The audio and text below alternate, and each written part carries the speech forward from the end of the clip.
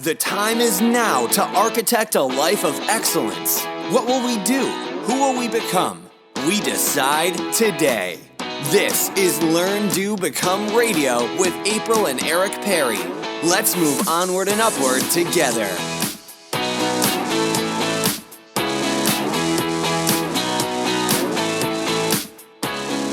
Hello and welcome to Learn to Become Radio. We are so excited to have you with us. I am Eric Perry and I'm here with my lovely assistant, who also happens to be my beautiful wife, April. Who is also the boss. She reminds me that she's not the assistant. I'm just joking about the Vanna White reference, but we help each other. We actually love being kind of equally yoked as husband and wife and doing the crazy things that we do. But she is the boss. I take my marching orders from her.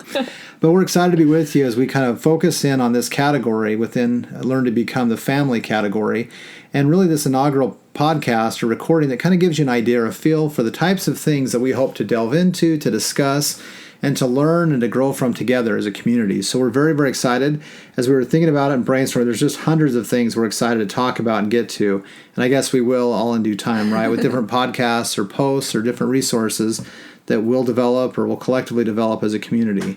But just very excited to kind of touch on some of those elements. Yes, well, family is something that is really important to both me and to Eric.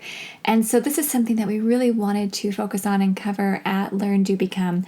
But we recognize that members of our community might be at different stages in their life. So we don't want this to just be for people who have been married for 16 years like we have, or people who, have families just like ours. But we want to be able to emphasize the importance of relationships, right? Whether it's relationships with a spouse or with your parents or with your children. What's happening within our homes and within our families. Right. That's intentionally why we called the category family. Mm-hmm. Every one of us is part of a family, and it may be very dysfunctional. It may be broken up. It may be a family of one for the moment, but we all have family connections that we can reach out to, even if there are others that we can kind of create this quasi-family relationship to, being a mentor or a friend. So we want no one to feel excluded. We want you to just be able to kind of reflect on, where do I have the ability to influence somebody as a family member? And we'll talk a little bit more about that. But there was a quotation that I found on Facebook, the Facebook, as I like to call it, since I'm so social media savvy. There's a lot of wisdom out there. There's some cool stuff. It was just a meme I came across as I was kind of looking through an account. And it just said simply this, and I thought it might be kind of a good basis for this beginning podcast that we'll record. It says marriage, and I would also add and family. Marriage and family is not 50-50. Divorce is 50-50. Marriage and family has to be 100-100. It isn't dividing everything in half, but giving everything you've got. And I think that really is one of the major elements of a successful and a happy family and family life. It's that every member that's participating is all in. We give our best. We look for the ways that we can strengthen and to kind of support and sustain, and look for ways to avoid weakening and causing kind of that discord. So we're going to talk a little bit more about that. Well, and just a story that came to mind that I wanted to share from yesterday that really impacted me. I had kind of a rough day 2 days ago. Would you say that, dear? I don't know what you're talking about. Okay, so I'd had a down day. I had been feeling frustrated. There had been a series of things that had come into my life that were a little bit disheartening. And so I'd had a hard time. And Eric had talked with me, worked with me to get through these things, helped me to be able to find resolution. And the next morning, it was yesterday, as he and I were talking, and I just said, thanks for all your help. I'm feeling a whole lot better about what's been happening.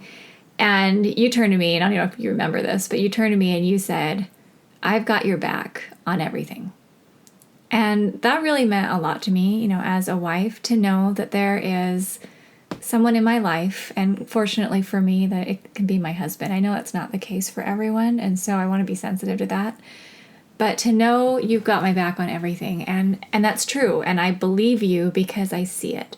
And I think that that's the kind of feeling that we want to have, whether it's my parents who are aging and my mom who has Alzheimer's. I want them to know, hey, Dad, if anything were to happen and you couldn't take care of Mom anymore, I've got your back. We're here for you. We're going to help take care of her, or we'll take care of you. Same thing with our kids. We don't want our children to go off to school feeling like no one cares about me at home. I'm independent. I have to fend for myself in this world. We want them to know, hey, we've got your back. And I think it's that way with these relationships, these familial relationships that make life doable, that make it more pleasant, and that really help us to be able to build these bonds that are going to change our lives. Well, I think the great contrast you just mentioned, especially with like the college-age children or children that are going out into the world on their own now, we want, and I think all of us as parents want our children to become self-reliant and independent. Mm-hmm. We will teach, we will train, we will condition them for that, giving them the experiences they need. But it's even a greater level of security, a stronger foundation their independence is built on, that they know if something catastrophic or very difficult happens and they can't weather through it all themselves, they can't handle it, that they know at the foundation they've got parents or other family members who are going to be there to be that support. Because 9 times out of 10, they won't ever need to fall back that far on it. But to know that foundation is there and it's sure, it is a powerful and a really reassuring thought, a fact to know. And I would just add to what you were saying there that, we want to be sensitive to everybody in their family circumstances. If you may be in the middle of a marriage that doesn't feel ideal and has a lot of room for improvement, or if you're not married, or if there's just difficulty in your family relationships, it's my personal conviction, maybe I'd say our personal conviction, that whatever type of relationship you want to get to and to achieve, it can be done by the things that you learn, the things that you do consistently, that are the right things, will lead to becoming that thing. And it might be a different course or a different path than you had envisioned, but I will just firmly hold to the idea that it can be achieved. Mm-hmm. And it'll be, guided by your own best efforts. And if you believe in a divine or a higher source of guidance or power, that will also affect it as well. So as we just spend some time talking here and the resources that'll come in the days and months ahead, we hope that you'll realize that is absolutely something that you can achieve based on what you most want. And just like April said, it is, if we're a husband or a wife, it's thinking, what do we want to do to enrich and strengthen our marriage more? If we're parents taking care of children, what type of responsibilities and what type of opportunities do we want to provide for those children in time to create that strong, unified family, but also to help them be prepared to go out into the world. Mm-hmm. And like April mentioned with her own circumstance, and I myself am kind of helping to care for a father who's aging as well. What do we do as children or even adult children taking care of our parents? Just in what directions can we extend these family relationships? Well, and just to step back a little bit and broaden the question, I think the question that we're trying to attempt to answer, not just in this podcast, but as we work on this family focus at Learn, Do, Become, is how do we become 100% committed in our family roles? How do we stop ourselves from having this 50-50 mentality and always trying to bicker and fight over what's equal and just put our whole selves into being 100% committed? And I'm glad that you introduced the Learn, Do, Become model, because that's something that we're going to be doing a lot here on the website. Is really talking about this process. I mean, we thought long and hard about what to call this platform. We know we wanted to build something together for a long, long time. But as we really focused on all these different topics we wanted to cover, we realized that there's some commonalities in all types of progression. That there's this learning stage, this doing stage, and then ultimately this becoming stage. So let's go ahead and just start applying it to this specific question about being 100% committed in a family. How do we learn how to do that? Like, let's say you're in a dysfunctional family, or let's say you have no idea how to replicate what you've seen modeled. Maybe if you did have great parents, you just don't know how to do it yourself. You're wondering, how on earth did my mom do that, or whatever. How do you learn? Well, I think, some of the things we've talked about as we kind of got ready for this recording is the fact there are a lot of resources already out there, so you can kind of scan through the materials available. There are a lot of great books, a lot of resources out there. You can kind of filter through what maybe feels like it would fit best and kind of see what ideas or suggestions feel like they would work or resonate in your particular situation. I also think, there's the opportunity to go around and interview and kind of interact with people that you admire or want to learn from, if, people who have had, successful experiences in that. And April kind of brought up to me that, in some of my growing up, I didn't necessarily have some of the best role models as far as some of the things I wanted to become, maybe as a father or as a husband and father. And I remember just looking, there are a lot of great things that I learned from my father, don't get me wrong. But there are a few things that I remember learning or observing from some of the fathers of my best friends, through middle school and high school. And I remember just watching what they would do, how they would treat their spouses, how they would interact with their children, the type of way they develop themselves personally or their professional endeavors. So I just remember being an observer quite a bit in those years to remember, identify what I wanted to become. Well, it's been neat talking to you over the years where you would say, the reason why I always open the door for you on our dates, or the reason why I do my very best to be a gentleman, is because I watched so-and-so's dad do that for his mom. And it was just those little things that have made such a difference for me, where now I'm watching our boys open the door for me or open the door for ladies, and I'm thinking, okay, they've seen their dad do this, and you learned this by observing and watching and seeing it modeled in other families. And so I just think that's exciting. Well, let me caveat. I make sure it's very, very clear. I don't do everything very perfectly as a husband or a father. Yeah. But I think, and I hope that's very clearly understood. Me either. It's okay. And I mean, our marriage is not perfect and ideal. It's a process, right? It's what we're working to become. We'll share more stories in the future. I mean, there's a lot of great stories, but I want to make sure that anyone listening doesn't think, oh, well, this is, it's not we think we all have it together. epitome. We don't have it all together, but we're learning and we're growing. The very model that we're working with here on this website is the very model we're engaged in. And so I think it's the idea that I have tried to learn from my experience, my environment, to become maybe a little bit better than I would have been. Mm-hmm. And I'm hoping my sons, as they watch my example, okay, they're going to see some places where I fall short or fall down. And hopefully their eyes are open enough where they're looking around at other influences, other mentors or leaders in our community or area, where they can say, okay, there's some additional things I'd like to add into my character. And then that doesn't offend me or you to think that our children could learn great things from other mentors. There are wonderful women in our community who model different skills and abilities than I model. And my daughters will say, okay, I'm going to be just like this mom in how she does this. Yeah. Great. That's I'm not exactly offended by that. It's Exactly. totally okay. Well, also, I think it's the idea of investing our time and sometimes our money in going to conferences or purchasing some of those books or materials or resources. When we've talked about family budgets, most of us will make room in our budget for things like dining out, for things like clothing, for things like getting some new shoes or, taking a vacation. But how many times are we actually looking in our budget and saying, all right, what are we going to spend on family or personal development? Exactly. I mean, that's actually going to be a post that we'll probably write together. I'll write under either the life architecture category or here under the family category.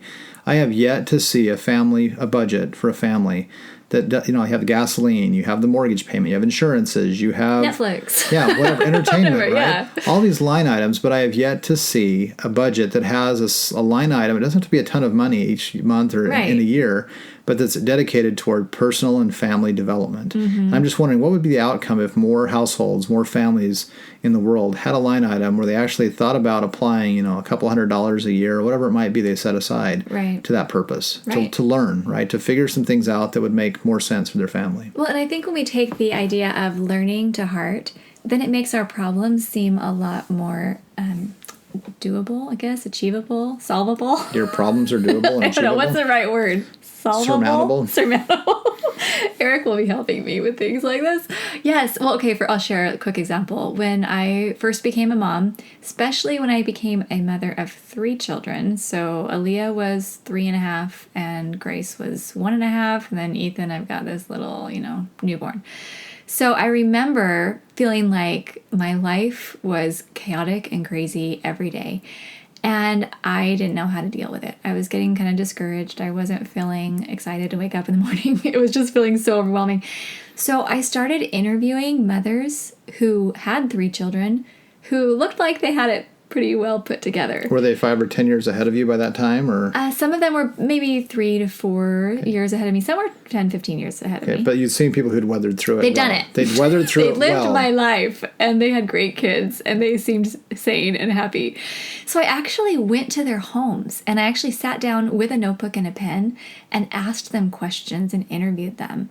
And what I learned was amazing. I mean, first of all, I learned that I was totally normal for feeling overwhelmed. So that helped me.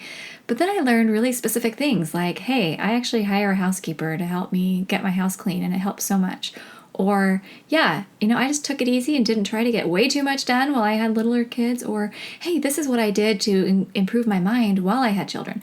Perfect. Just having the idea that there's a process of learning that's going to help us to get through what seems hard. We have a marriage that might be strained. Okay, what are the best marriage books out there? Or who do you know who's really has a strong marriage that you could talk to about what they've done. And I'd bring up most of these things that we learn, most of these efforts are absolutely cost-free, right? The interview, the interview of people who have succeeded, the observation of people that you admire or respect, even books and some programs, most libraries or online resources can provide those to you. So this isn't something that's outside the reach of anybody who truly wants it. Exactly. So I think once you've learned, you've kind of figured out the things you need to learn. Learning without doing is really not knowing. So once we have figured out what it is we think we want to move forward on, it's creating a simple but a consistent plan of attack on the things that we're going to do, to the effort we're going to take to move forward. Well, some people think that the name of our website, because sometimes it sounds a little confusing, is Learn to Become. And we always have to stop and say, no, it's Learn do become, because we can't just sit there in a book and say, okay, I'm going to learn how to become something and then I become it. There is this action in the middle. And so that's what we want to talk about for this question about how we become 100% committed in our family roles. What are the things that we actually need to do during the day? I mean, one of the things that I've just brought up as far as marriage goes is because I want a fully committed relationship and I want our marriage to last for always, I just have a rule. I don't ever flirt with other men.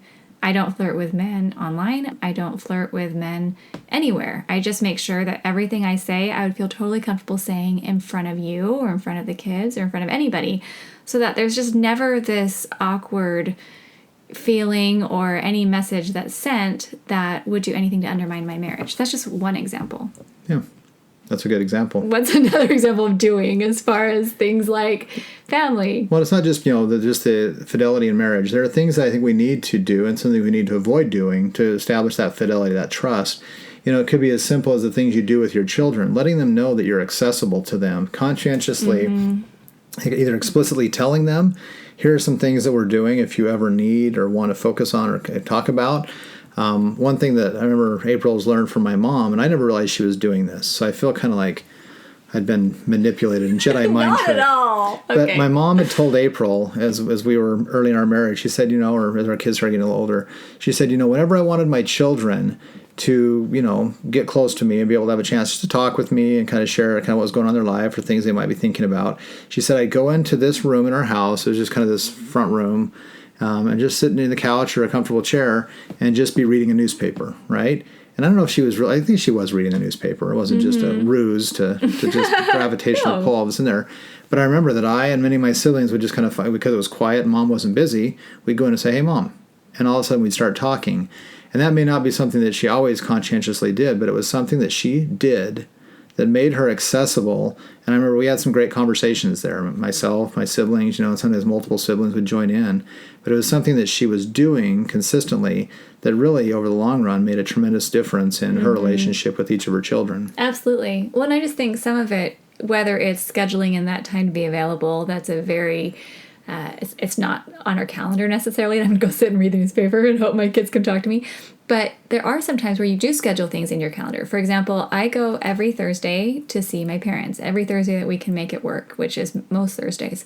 So, for example, yesterday was Thursday. I took my children, all four of them, our children. When they're good, they're always hers. When they're questionable, they're ours or mine. Okay, so I took our children yesterday, and when the children get home from school, we pack up. I put all the dinner ingredients into a cooler, pack up a few things. The kids get their stuff, any balls they want to take over to the school playground or whatever, and we pack up and go to my parents' house and spend a few hours. And last night we were there. My dad had already written 23 pages of his life history. He had a scare a few months ago where we thought we were losing him, and he is hoping to live a lot longer, but we just never know. And he's writing his life story. So I got to sit and read his first 23 pages aloud with him and my mom, and he's bringing out photos, and we got to sit around my mom. She has a hospital bed set up there in her room, and got to be there for a few hours making dinner, enjoying the time together, and just having that scheduled every Thursday. Once I do lose my parents, because I know the day is going to come, I'm not going to have any regrets because I've scheduled them into my life every week to have meaningful time with them. And that's the same kind of thing I want to do with our marriages, with our children, with our siblings. I just never want to have any regrets when I'm at the funeral of a loved one that I didn't make the time to be with them. And I think if we're proactively thinking about that now and looking forward, figuring out what we can do, you're able to avoid those regrets, right? You're able to proactively say, what do I want to do with my time that will lead to those relationships? Because the relationship is really much an epitome of what become is, right? It's something you've developed over time with that consistent effort. And just to do a quick kind of connection of that learn and do concept, April in her growing up years, her mother took care of her grandmother, April's grandmother. I shared a bedroom with my grandmother for a few years. Yes, it was. That was funny. We have some stories. We have some great stories from that too, because she was declining in age and dementia and something like that. She was there from age 93 to 96, 99, I think it was. Yeah. But what was interesting is that April and her siblings watched their mother take care of their grandmother. And helped. They were involved in it, so they were learning as they were doing it, but they learned these kind of skills of compassion and how to be, helpful and take care of someone who has those types of needs. Prioritize your parents. Right, but that is a value. But what's interesting is that's now translated into these things that she is now doing on these Thursdays when she goes out with our children. And so almost by generational shift, our children are learning and doing the same things.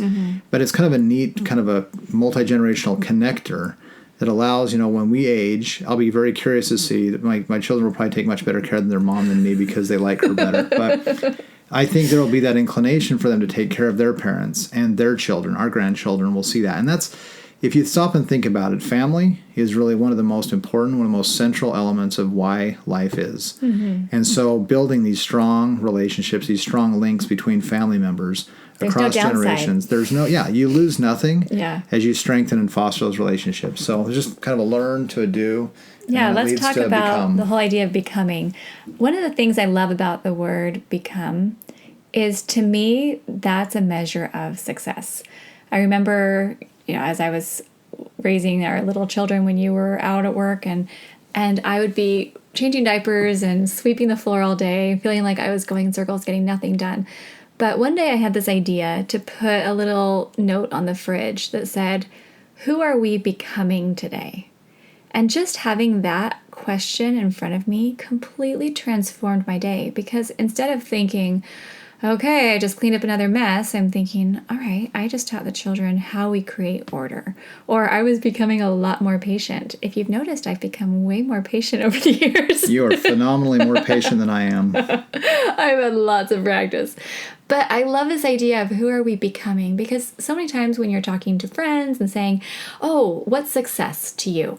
The definitions are so incredibly different, because you might look at someone and think, wow, they are so successful. They have blank, blank, and blank, however you define it. And then you talk to them and have a heart-to-heart, and they say, man, I just wish I could be successful. And you're thinking, wait, what? Aren't you? No. By definition, yes, you are. But everyone measures it differently. And so I think when I look at my life and my family and my marriage and think, what are we becoming? That's how I can measure success, because then if everything doesn't go right, which it never does, I'm okay with that, because we're becoming this united family, and there's all these other subtopics that we can go into. Right. Well, I think that's one of the guiding principles here in the Learn, Do, Become community. As it develops and unfolds, it is that all of us will have different definitions of success and what the ideal is, right? But I think it's the important aspect of forcing ourselves to stop periodically and consider, where are we? Who are we? Yeah. What are we moving toward, right? What is the end state? What is the ideal that we have defined? That's where we want to be. And Eric and I aren't trying to find that for anyone. Obviously, you need to decide that We're trying to find that for ourselves. And ask the right questions. Exactly. A lot of good questions and a lot of good conversation will absolutely help in that journey. But it's that process of every one of us taking the accountability to stop and evaluate where we are, where we hope to get to, what we hope to become, and who we hope to become. Yeah. And then to chart that course. What do we need to learn? What do we need to do consistently to get to that point? And I want to make sure that that's very clear, that this community is a very principle-centered community. Yeah. It doesn't care or take into respect what people's political or religious or their creed or any other leanings they may have. This is something for anyone to come to and to explore for themselves what it is they value, what is their ideal, what do they hope to become, and to figure out the best steps forward. Well, I think this is what brings us together as humans, right? As people, is that out of all of the animals in the animal kingdom, we are the only ones who are able to self-reflect. We're the only ones who are capable to sit and ask and assess, how are things going? How can we improve? What can we become? And if we don't use that skill, then what are we? I mean, this is what makes us so unique. And so I love the idea of being able to find this common ground with other people who want to be deliberate in their lives, who care about what they're becoming. And it's exciting for me to be a part of this. And Eric and I need this community because we don't have all the answers. We love learning from other people and we love new ideas. I mean, I just read this new book this weekend that totally got me cleaning all the closets and getting the whole house organized. It was inspiring. And I'm so excited for people who write books that help me to get excited about business or about family or about life or health or whatever. Because I want to grow. Right. We're excited this community is going to welcome in so many people who have tremendous abilities, experience, background, knowledge, and understanding. But any one of us, while our tool belt may be full of tools, there are still more tools, things that we can learn, things that we could come across. And that's what makes kind of a community like this so exciting, so engaging, is that we are going to learn some amazing things with and from each other. And the end result has to be that all of us become better for it if we really do learn and apply the things that we're learning. And that sounds really fun to me. It's going to be awesome. Okay. It's going to be a lot of fun. So one of the things that we decide as far as ending our podcasts or posts is this idea that we don't want to just listen to a podcast or read a post or hang out online and then just go about doing the exact same things that we did before. We want to have some measure of improvement every time we interact with another person online or another idea or a book or something like that. And so the question that has really resonated with me, as Eric and I have talked about a variety of ideas, is therefore what? Okay, so that's something that we want you to think about as you're here with us today. Okay, I just listened to Eric and April talk about their goals and this idea of learn, do, become, and this idea of giving 100% of ourselves to our family. Therefore, what? What am I going to do with this information? So we have a little suggestion here. Well, I don't have so much of a hardline suggestion, but just so you go away from this podcast, it's considering this question: what is one way that you want your family or your relationship with someone in your family to become better?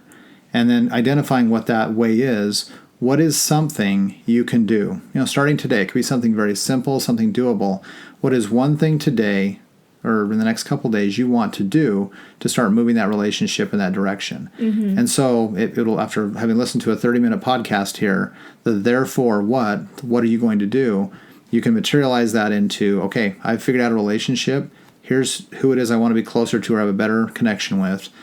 And if I did this, I would actually achieve that. Mm-hmm. So maybe just take a few moments after you end this recording just to spend a couple minutes thinking about who that is and what you want to do. And then find the time in your schedule, block it out, and do it. And we'll assure you that once you've done that, you will feel like this, this adrenaline rush, this dopamine rush that, wow, I've just made headway, making something better happen in my life.